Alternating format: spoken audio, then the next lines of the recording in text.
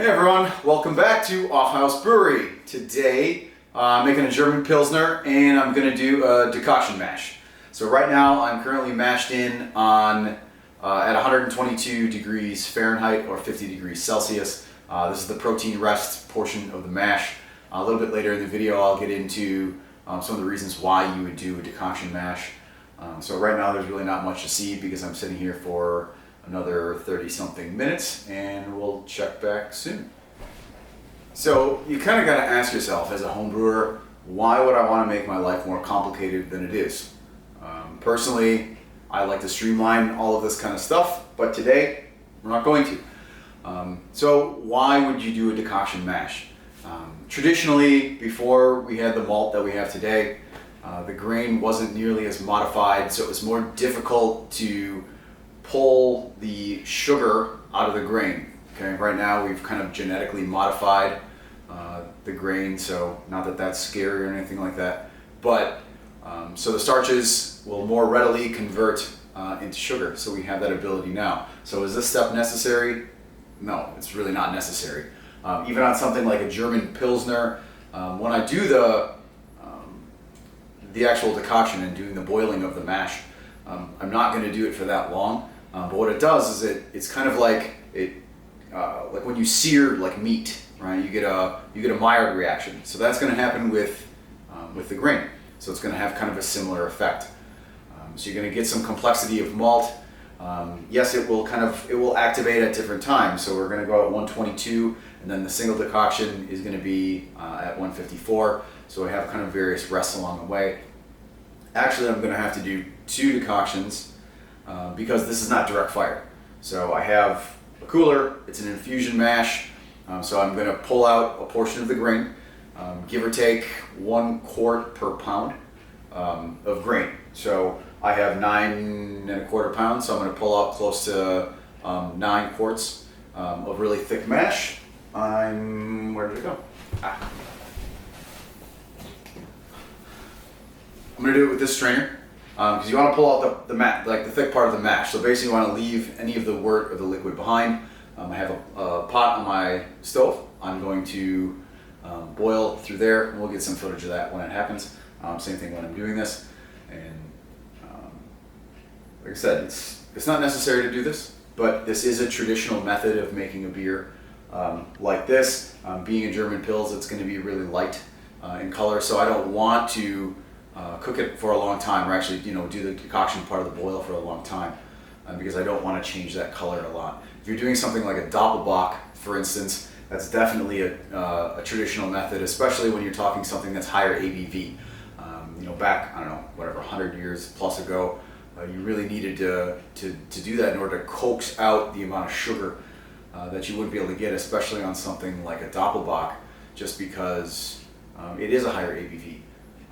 Don't need to do that here, so just kind of want to give a little background as to why we're doing something like this, and when I get to the decoction, we'll take some more footage. Okay, so I've got through the first part of the mash, the protein rest, and now I'm going to pull a little more than about 8 quarts of thick mash. So like I said before, I'm using this strainer. I figure the better part of this is about 1 quart. And I'm going to scoop it into this pot, to which I'm going to boil. So, here goes.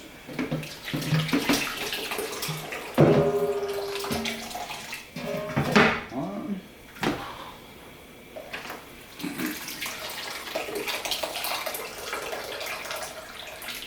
2.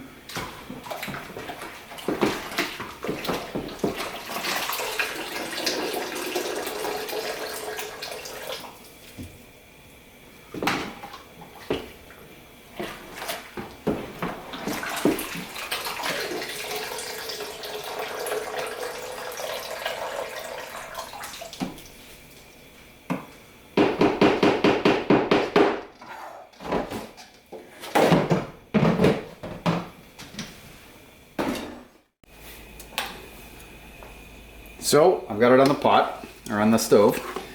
One thing to remember, so it's about medium heat, is that you need to stir this regularly and almost constantly.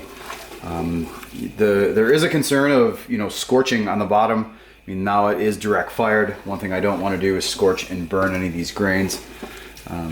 It is a bit of a tedious process, but it's one of those things that, hey, it's going to be worth it in the end, and it's you know, a fun practice. So once we get kind of up to a boil, we'll check back. So here we are, officially at a boil, although it's not a very heavy boil, but it's still a boil.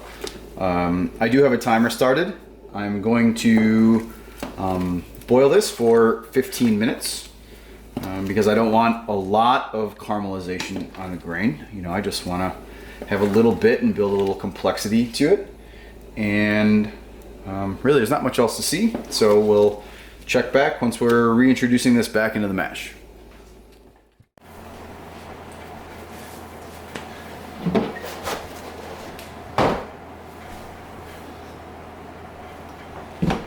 Alright, so now that this is complete, and I should note, I reduced it from a 15-minute decoction down to a 10 because it was getting kind of dark. Not sure how well you can see that, but it definitely took on a darker color than the original mash, which was expected to happen. So I'm going to use the same strainer to get most of it, and then at some point I'll just dump it. And I'm hoping to get back up to, or to get up to a temperature of 154 degrees Fahrenheit. Now, just in case, I do have about 2 gallons of boiling water on the stove behind me. It is awfully difficult to get something like this up in temperature, especially since I don't have it on a burner. And I would rather err on the safe side than the alternative. So now that we're here, I think I can just get most of this in this. Let's not do it on the handle. And we go. So now that we've got that done, let's check the temperature. There's a little more. Let's get it on. Close enough. Okay. Let's see where we're at.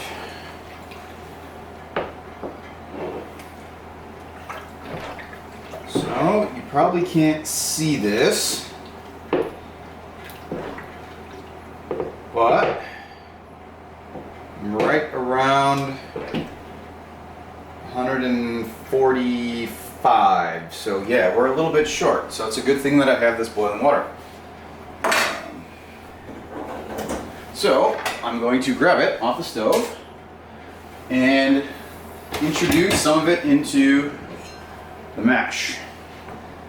Thankfully this pot pours very well, so it's easy to do. Just do this a little at a time. Stir, get it up to 154. And when we do that, we're going to hold this mash for an additional 45 minutes. All right, so I had to make a small change because the decoction temperature didn't bring up the mash temperature high enough, and I had to add the extra water. I made the decision not to pull another decoction in order to do a mash out. Personally, I don't know that a mash out, or I believe that a mash out truly is needed at a homebrew level. I know the guys at Philosophy, you know, I've kind of done some experiments showing that you don't really need it, or that there's a noticeable difference. I've read the same thing for other people who've done something similar, so I chose to instead just do a regular sparge. I cut down my sparge water by the difference of the additional water that I had to add to get it back up to like the saccharification rest. So it was a difference of like 1.5 gallons. So like I said, just made a little change. I still got the decoction. So kind of the point of this whole video and of the process is still the same. So I don't think it should really make that much of a difference, and we'll get to the boil.